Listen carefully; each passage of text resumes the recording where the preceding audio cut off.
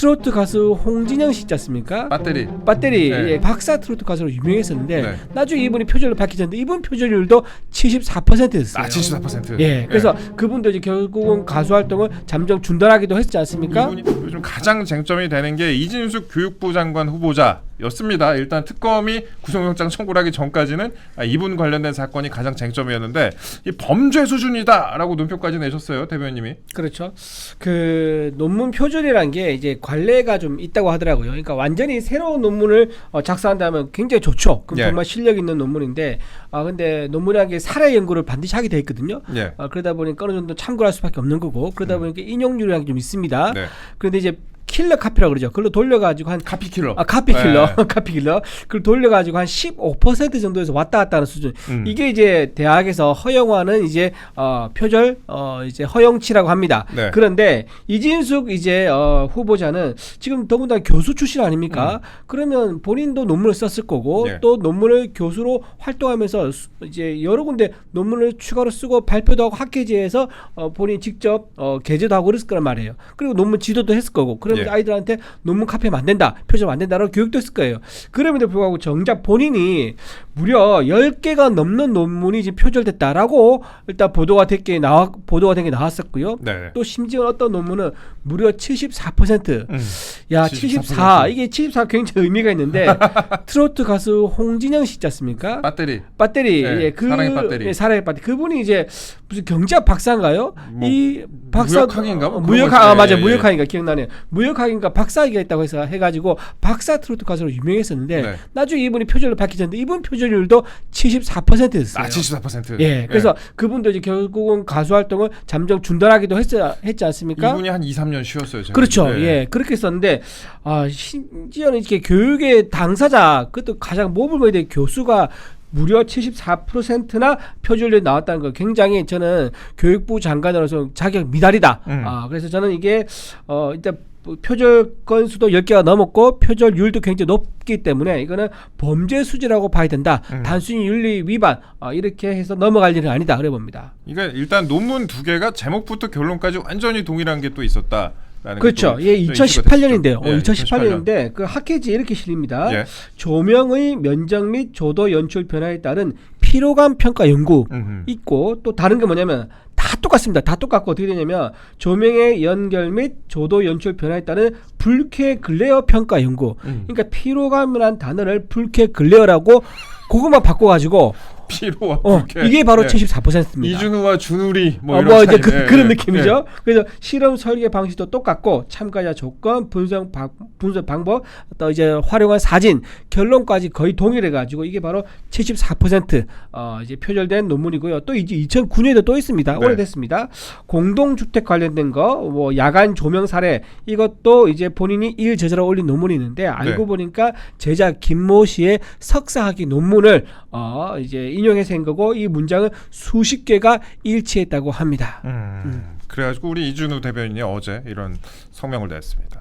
제자의 연구 성과를 가로채고 학계를 속인 사람의 교육의 100년 대계를 책임질 교육수장이 돼서는 안 된다. 즉시 석고대죄하고 사퇴하길 바란다라고 했는데 뭐 지원금까지도 또 받았다고 합니다. 이분이 과거에 지원금, 정부 지원금까지 받았고 그렇게 진행했던 그런 연구가 있었는데 연구비 반환까지도 해야 되는 거 아니냐라는 그런 관측이 나오고 있는데 그런 지적이 나오고 있는데 제가 오늘 뉴스를 보니까 이런 게 있더라고요. 변호사님.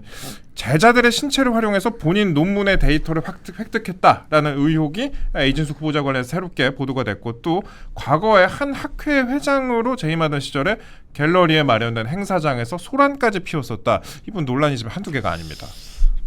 야, 이게 까도 미담만 나오는 분이 있고 까면 깔수록 의혹만 나오는 사람이 있는데 어떻게 이런 사람들을 골라서 쓰고 있는지에 대해서 뭐 참 참담한 마음을 금할 수 없는데요. 저는 이분과 관련해서 제가 뭐 적절한 비율일지 모르겠습니다만 좀 전에 아까 그 카피율이 한 74%? 74%. 근데 왜 이렇게 민주당 조용하죠?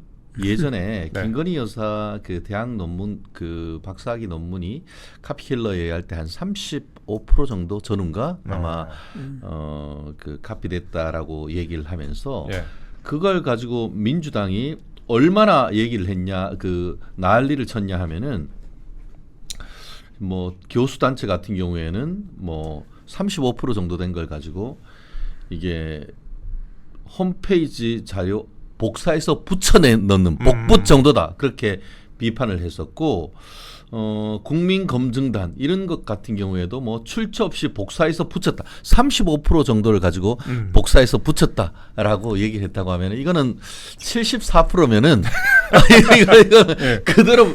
그리고 그것 이외에도 그때 그 교수 단체 같은 경우에는 뭐를 비롯해서 민주당 같은 경우에는 특히 민주당의 뭐 강민정 의원입니까? 이분은 뭐 그 스스로 대학의 권위를와 양심을 버리는 선택이었다. 강병원 의원 같은 경우에는 학교의 명예를 내팽개쳤다. 뭐 이런 얘기를 했었고요.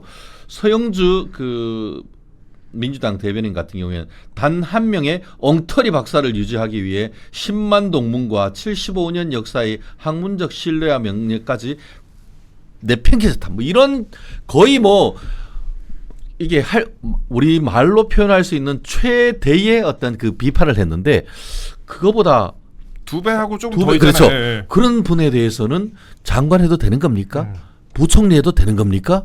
다른 것도 아니고 교육부 총리. 교육부 총리가 그렇기 때문에 좀 이분들의 잣대는 항상 내로남불 잣대. 우리가 뭐 법과 한비자에 보면 법불악의 승불요곡 어떤 법은 그 존귀한 사람들한테 아부하지 않고 먹줄은 나무가 휘어졌다고 그에 따라서 휘지 않는다 이 말 예, 하지 예. 않습니까? 같은 기준으로 좀 봤으면 좋겠어요. 이런 분을 교육부 장관 후보에 넣는 것 자체가 맞습니까? 윤리가 가장 어떻게 떨어지는 정부라 한다 하더라도 다른 데는 몰라도 교육 윤리가 이렇다고 하면은 현장에서 대학교에서 대학원에서 어떻게 논문 제대로 써라고 지도가 되겠습니까? 영이 서겠습니까? 그리고 한두 건도 아니고 10건이 넘는다. 이런 그렇죠. 불건하고 그리고 거기다가 거를, 예. 제작 것도 지금 10건 이상 논문을 사실상 자기 이름으로 그 이름을 냈다라고 하는데 아까 오다 보니까 그 얘기 했다고 하더라고요. 이 후보자님은 태그 가리 전문 장관 아닌가. 어떻게 보면 그 앞에 있는 레테를 떼고 다른 거 붙이는 거의 그 정도 수준에 나요. 거의 직업적 수준이다. 이런 얘기를 지금 하고 있는 것 같고요. 예. 더불어서 이분이 얘기했는 게 왜 그 장관 후보가 됐냐 했더니만 이분이 전국에 서울대 수준의 대학원을 10개를 짓겠다 아마 그런 그 공약을 냈고 그게 맞아요, 채택이 맞아요. 되면서 이재명 대통령의 낙점을 받았다 이런 얘기가 나오는데 그 비전에 대해서도 그러잖아요. 전 세계적으로 지금 서울대가 얼마나 그 순위가 추락했는지 아시잖아요. 그럼 서울대를 수준을 높이는 그런 어떤 수월성 교육을 더 해야 되는데 서울대 빼가지고 전국에 서울대 10개 하면은 뭐죠? 사실상 하향 평준화되고 그 말은 뭐냐? 우리 지역에다가 예산 땡겨와서 우리 지역에 돈 밀어달라 그 수준밖에 안 된다는 거죠. 그렇기 때문에 지금 얘기하고 있는 서울대 10개 지방 설립한다는 그 비전조차도 이 21세기 AI 시대에 맞는 철학이냐에 대한 근본적인 의문을 제기되는 것이잖아요. 그러니까 근본적인 방향성도 문제가 많고 지금 이거 같은 것처럼 지금까지 살아왔던 그 궤적을 볼 때에도 과연 교육자로서 교육의 수장으로서 세울 수 있는 역량과 도덕성이 되느냐에 대해서 엄청난 의혹이다. 그대로 민주당 의원 나으리들이 해둔 그 얘기를 돌려드린다고 하면은 이분은 오늘이라도 자진 사퇴하는 것이 맞겠죠. 근데 뭐 인사청문회를 통해서 해명하겠다 이렇게 나오고 있습니다. 이게 김민석 총리 케이스가 있어서 그런지 대부분 인사청문회를 통해서 해명하겠다 이렇게 나오고 있는 것 같습니다. 청문회 전문가가 보실 때 어때요? 그 이제 김민석 이제 총리가 그렇게 말을 했죠. 청문회 전에는 청문회 나가서 해명하겠다라고 했는데 청문회 막상 열리지 않습니까? 그럼 이미 해명했다고 얘기합니다. 네. 나가기 전에는 나가서 해명하겠다 그러고 막상 나가니까 이미 해명했다 그러고 지금 장난치십니까? 지금 국민들 보기에는요.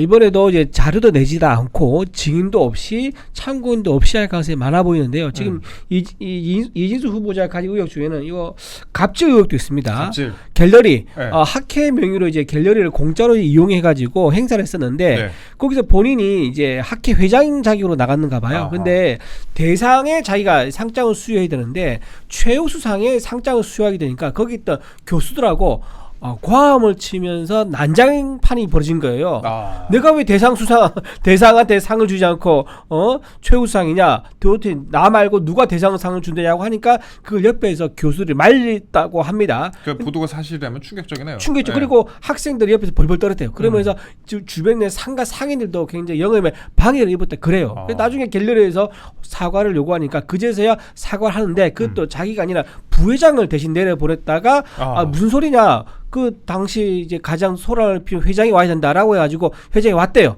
그 왔는데 이진숙 이제 회장이 몇 군데 상인한테만 인사하고 또 가려고 하니까 네. 또 붙잡아가지고 전부 다 결국 다 상인한테 사과를 하도록 그렇게 했었다고 합니다. 그래서 지금 했던 그 과거에 지금 이런 것들을 보면은 이 상인들을 부른다든가 학회 관계자를 부른다든가 갤러리를 불러가지고 그 당시에 갑질, 소란에 대해서 인사청문회에서 검증을 해야죠. 그리고 논문에 이제 피해를 당한 제자도 불러서 또 검증을 해야죠. 네. 이런 것들이 전부 다 김민석 총리가 선례를 만들었기 때문에 아무것도 없는 맹탕 청문회가 될 그런 상황이 굉장히 우려되는 거예요. 김민석 총리는 제가 보기에는 그냥 단순히 자기 검증을 버티다 총리하자 이게 아니라 내가 여기서 잘 버텨야지 뒤에 있는 모든 후보들도 인사 검증을 이제 맹물로 섞어가지고 은근슬쩍 넘어가서 다 자리를 찾을 수 있다 이런 미션을 만들었던 게 아닌가 그런 생각이 듭니다. 그 이진숙 후보자가 그런데 이름이 동명이인이잖아요. 사실 방통위원장. 그렇죠. 방통위원장 그리고 기사가 약간 좀 다 나뉘어져요. 그래서 좀 그런 효과가 좀 있고 그리고 이진숙 후보자에 좀 가려져서 그런지 이게 다른 후보자들도 좀 만만치가 않잖아요. 지금 국민의힘이 존재감을 보여주려면 좀 선거 검증을 좀 해야 되는데. 그렇습니다. 사실 이번 정부 들어서 그 이재명이라고 할게요, 그냥. 예, 이재명 대통령이라고 해야 되나요? 이재명 뭐 언론이니까 정권, 저희는 이재명 약간 정권이 이재명 대통령께서 예. 이번 언론 그 인터뷰를 하면서 뭐라고 했냐면은 기술 주도 성장 이런 얘기를 하더라고요. 예, 예.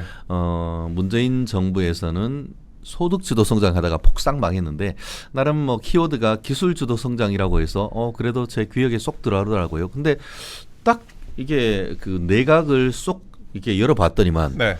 이게 부동산 투자 주도 성장이네. 그렇지 않습니까? 지금 그 조현 외교부 장관 배우자는 야 이게 주택도 아니고 도로에 투자. 도로는 뭐냐면은 이게 그쪽에 토지 수용되고 할 예. 때에 도로를 지분을 팔면은 그거에서도 이른바 딱지가 나와가지고 입주권 같은 게 나오거든요. 이거 투자의 끝판왕이죠. 도로는 진짜 투자의 끝판왕. 예, 그렇죠. 예, 아무나 하기 어려운 것이죠. 복불복일 수도 있고. 그런데 실제로 해서 그걸로 해서 10억 원 시세 차익을 넘겼다라고 하고 지금 미국에 가 계시는 위성락. 예, 위성락 지금 국가안보실장님도 가족들이 어마어마한 그 부동산을 가지고 있고 그 외에도 뭐 한두 뭉이 아니죠. 이건 부동산인데 정경 보건복지부 장관 같은 경우에는 그 코로나와 관련해 가지고 방역을 열심히 하고 손 열심히 씻어라 뭐 했는데 그거를 또 남편께서는 또 손소독제 관련되는 재료되는 회사에 투자를 했는데 그 금액으로 본 차익이 얼마인지 그때 그런 투자를 했는 것이 얼마인지 이런 부분에 대해서도 굉장히 큰 의혹을 제기하고 있는 것 아니겠습니까? 이거 다 밝혀야죠. 그렇죠. 이런 부분을 이제 국민의힘 국회의원 나으리들이 제대로 좀 밝혀줘야 되는데 제대로 밝힐지가 참 걱정입니다. 어쨌든 제가 드리고 싶은 말씀은 뭐냐면은 국민의힘이 지금 너무 무기력하지 않습니까? 물론 뭐 소수 야당이네 뭐네 하고 민주당이 막 나가는 것은 충분히 이해를 할 수 있습니다. 하지만 여러 가지 제보라든가 노력이 좀 있어야 되는데 지금 보면은 뭐 주준희 검찰 출신 민주당 의원을 비롯해서 뭐 곽기택 의원이라든가 이런 몇몇 분 외에는 사실은 거의 안 보여요. 뭐 지역구에 내려가 가지고 지금 표 다지고 있는지는 저는 모르겠습니다만 지금은 여론을 이끌어내야 되는 그런 부분이 있고 그런 부분과 관련해 가지고는 사실 이런 청문회를 통한 본인의 존재감 과시 이런 부분이 굉장히 중요한 부분인데 도대체 뭐 하시는지 모르겠어요. 뭐 하고 있는데요? 근데 지금 이게 의혹이 너무 많아요. 지금 후보자들 의혹이 너무 많아서 이거를 상임위별로, 그러니까 인사청문회를 각 상임위별로 하지 않습니까? 상임위별로 나눠서 각계 그냥 의혹을 파서 검증해봐라라고 하면 너무 비효율적이에요. 지난번에 조국 사태 때 어떻게 하냐면 TF를 당에서 만들었었거든요. 네. 그러니까 의혹이 있는 후보를 집중적으로 전문가들이 모여서 이제 파괴했었어요.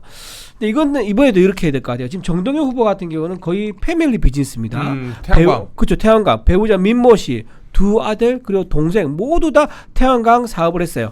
패밀리 비즈니스죠. 권오을 의원도 마찬가지입니다. 권오을 의원은 전국 곳곳에 돌면서 사업장에서 동시에 5군데에서 월급을 받았습니다. 그러니까 허위 근무 의혹이 네. 있는 거죠. 네. 그런데 배우자도 마찬가지예요. 배우자도 3군데에서 동시에 급여를 받은 적이 있습니다. 실제 근무를 안 했을 가능성이 높은 거죠. 스폰 의혹이 있는 거고요. 또 조현 외교부 장관 말씀하셨는데 아까 조현 외교부 장관 후보자는 아들도 문제가 있습니다. 아들에게도 처음에 돈을 빌려줬다고 했다가 나중에 증여했죠. 증여해가지고 아들은 불과 5년 만에 10억이 넘는 시세 차익을 또 올렸습니다. 네. 자, 이런 식으로 계속 후보자들의 의혹이 있는데 각각 개별적으로 아까 주진우 의원이라든가 몇몇 의원한테 맡겨버리면 이게 어느 상임위에서는 검증이 되고 어느 상임위에서는 검증이 안 되고 이런 문제가 생길 수 있는 거예요. 그래서 회계라든가 부동산이라든가 논문이라든가 맞아요. 그다음에 조사 전문 뭐 학교 이제 학력 관련이라든가 이런 각 분야의 전문가를 모아서 TF를 만들어 가지고요. 운영을 하면 좀 더 이제 선거 검증에 좀 더 충실한 국민의 기대에 부합하는 그런 이제 검증이 되지 않을까 싶어요. 지금처럼 이렇게 각자 흩어져서 하게 되면 굉장히 활약이 분산돼 가지고 조금 효율이 떨어지지 않을까 싶습니다. 당의 컨트롤 타워가 없는 것 같아요. 지금 그러니까 빨리 당 대표를 지금 빨리 뽑아야 되는데 지금 네. 이제 어째 비대위 체제로 지금 운영하고 있지만 어쨌든 또 뭐 비대위 체제 최선을 다해야 되는 상황입니다. 예. 한 달 반 동안은 새로운 이제 당 지도부가 구성되기 전에는 우리 송호섭 비대위 체제에서 최대한 이제 노력해야죠. 혁신위에 이런 말씀 좀 해주시면 안 돼요? 안철수 위원장님은 제가 오늘 톡을 좀 보내보고 하겠습니다. 혁신위원으로 와라. 아직 이런 얘기는 없으셨고. 아니야 전화 제가 계속 손에 붙들고 잤는데 전화가 안 오셨습니다.